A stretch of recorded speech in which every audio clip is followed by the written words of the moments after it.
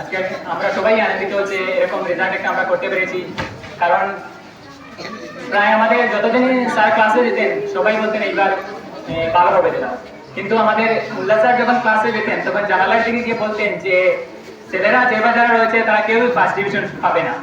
সেই দিন আমরা খাতাতে লিখে রেখেছিলাম যে আমরা যদি ফার্স্ট ডিভিশন না আনতে পারি তাহলে স্কুলেই আর আসবো না।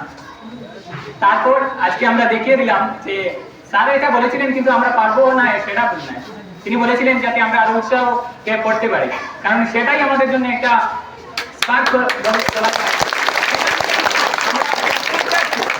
আমাদের 11 জন ছেলেরা ছিলাম, সম্ভবত পরে 9 জন বা 10 জন এরকম হয়ে গিয়েছি। তো এই আমরা 10-11 জন টার্গেট নিয়েছিলাম যে এই মোল্লা স্যারের এই কথাটাকে আমরা ওভার করবো, করে আমরা দেখাবো আমাদের রেজাল্টটা। সেরকম আমরা এখানে প্রায় প্রত্যেকেই ফার্স্ট ডিভিশন পেয়েছি, একজন বা হয়তো দুজন সেকেন্ড ডিভিশন পেয়েছি। আমার যাত্রাটা একটু বলি, এখানে যেবার যারা ছাত্রছাত্রী ছোট ভাই বোন আছেন সেখানে একটু অনুপ্রেরণা পেতে পারেন যে আমার যাত্রাটা শুরু হয়েছিল এখানে 9 থেকে, ক্লাস 9 থেকে।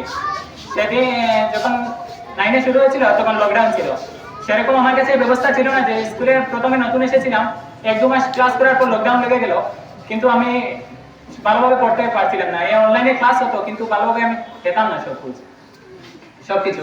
তারপর যখন 10-এ উঠলাম সেই একরকম লকডাউন ছিল 4 মাস, অনেক সেই দিক থেকে জোগাড় করে পড়েছি। মোটামুটি 5-6 মাস পরে 10-এ গিয়ে সেকেন্ড ডিভিশন রেজাল্ট এসেছে আমার, 56.something% ছিল। কিন্তু সেকেন্ড ডিভিশন থেকে সব স্যার ম্যাডাম আমাকে অনুপ্রেরণা দিতেন যে সেকেন্ড ডিভিশন থেকে ফার্স্ট ডিভিশন পাওয়া একদম সহজ, কিন্তু ফার্স্ট ডিভিশন থেকে সেকেন্ড ডিভিশনে চলে যাওয়াটা এর থেকে সহজ। কারণ সেকেন্ড ডিভিশন কেউ পেলে সেখান থেকে সে সামনের দিকে এগোতে পারে, কিন্তু যে সামনে থাকে সে পেছনে চলে আসে। সেখান থেকে আমরা অনুপ্রেরণা অনেকটাই পেয়েছি। যাই হোক, সম্ভবত আমিও বেশি পেয়েছি। আজকে আমার রেজাল্ট হয়েছে 82.4% নিয়ে উত্তীর্ণ হয়েছি। 4টা লেটারের একটু মার্ক কম হয়েছে, সেটার জন্য নিজেই দায়ী। কারণ প্রথম দিন যখন এক্সামে গেছিলাম প্রায় 30 মিনিটের মধ্যে নার্ভাস হয়ে গেছিলাম, সেখানে লিখতে পারিনি। এই 30 মিনিট যদি আমি ভালোভাবে করতে পারতাম হয়তো আজকে আমার এই সেট লেটারটা শিখে যেত। তাই আমি বলবো যে পরীক্ষার হলে যাওয়ার পর কেউ নার্ভাস হবে না। প্রথম দিন আমি নার্ভাস হয়ে সেখান থেকে এসে অনেক কান্না করেছি, কারণ দেখেছি এই 30 মিনিট হয়তো আমার জন্য অনেক মূল্যবান ছিল। কারণ সবাই আমরা জানি একবার লেখার পর পেপারটা দুবার চেক করতে হয়, সে কোথাও ভুল রয়েছে কি কোথাও শুদ্ধ হয়েছে, এটা ভালোভাবে চেক করতে হয়। এই সব এক্সামে বসার পরে এটা মাথায় নিয়ে নেবে আই ক্যান ডু ইট, মানে আমি পারবো, অন্যদিকে আমি তাকাবো না।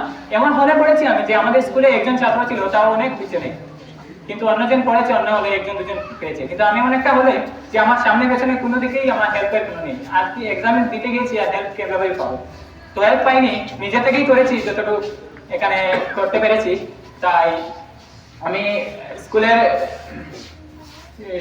স্যার ম্যাডাম এবং সামনে উপস্থিত ছোট ভাই সকলকে ধন্যবাদ জানিয়ে আমার বক্তব্য এখানে শেষ করছি।